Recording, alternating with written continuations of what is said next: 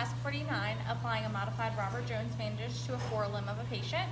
So we've got our dog here. I'm going to direct Emily to just put him in lateral recumbency, so we'll do that. It's okay. Come on. It's okay. I don't want to put anything out. All right. So we've got our tray of supplies here. We've got some roll cotton that we're going to be using. We've got roll gauze. We've got our 1-inch porous tape, our tongue depressor, and then our vet wrap at the end to use. And then we've also got some bandage scissors just in case we need those. So first we're going to cut our tapes to do our stirrups.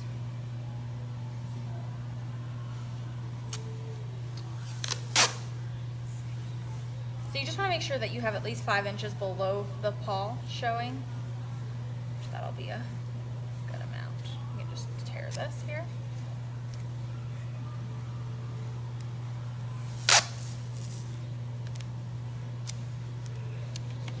All right.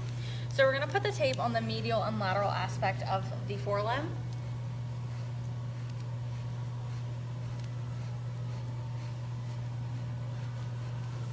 So first we're going to do the lateral.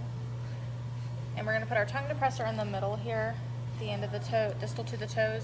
And this is just going to help make sure that the pieces of tape don't stick together when we pull it back to form our stirrup.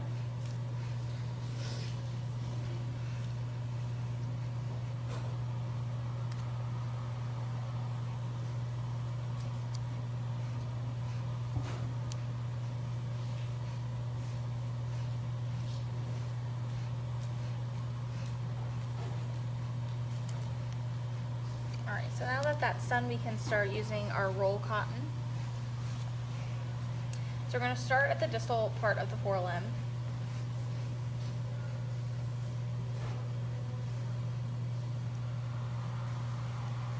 Want to make sure we're not covering up the tips of the toes.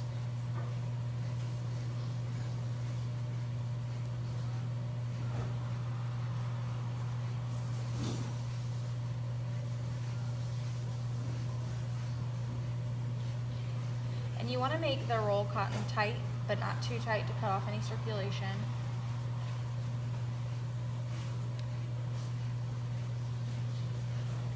We're going to go just below the elbow here.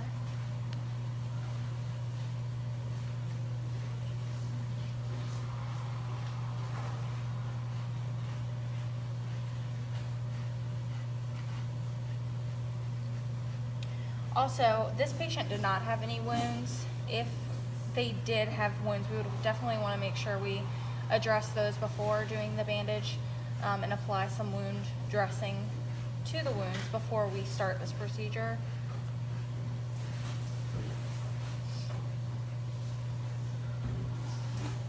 All right. So now that we've got that there, we're going to now start with the roll gauze.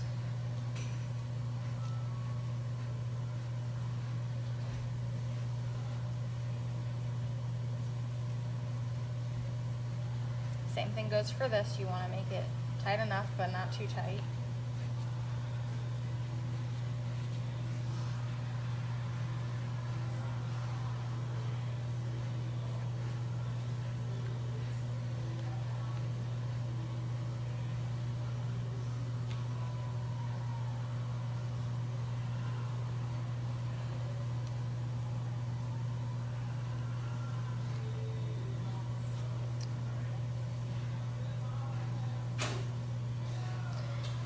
Start with our vet wrap.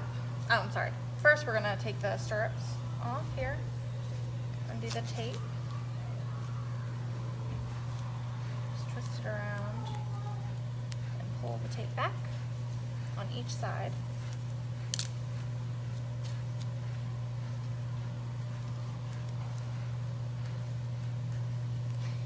And now you can see that the tips of the toes are exposed. We can see the paw pads here.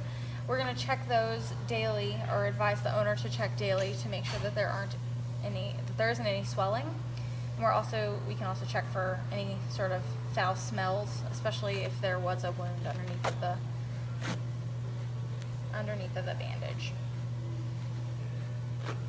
So still not covering those toes, we're going to start with our vet wrap.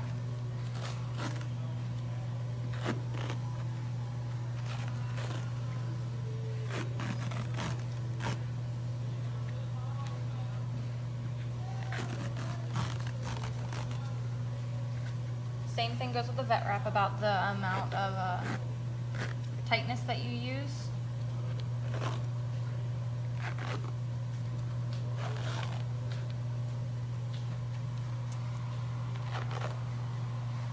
And usually I like to keep a little bit of the cotton at the top to make sure that it doesn't irritate the skin at all,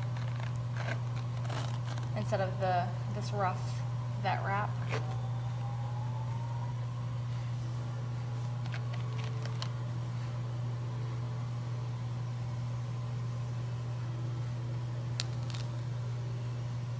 And we're all done.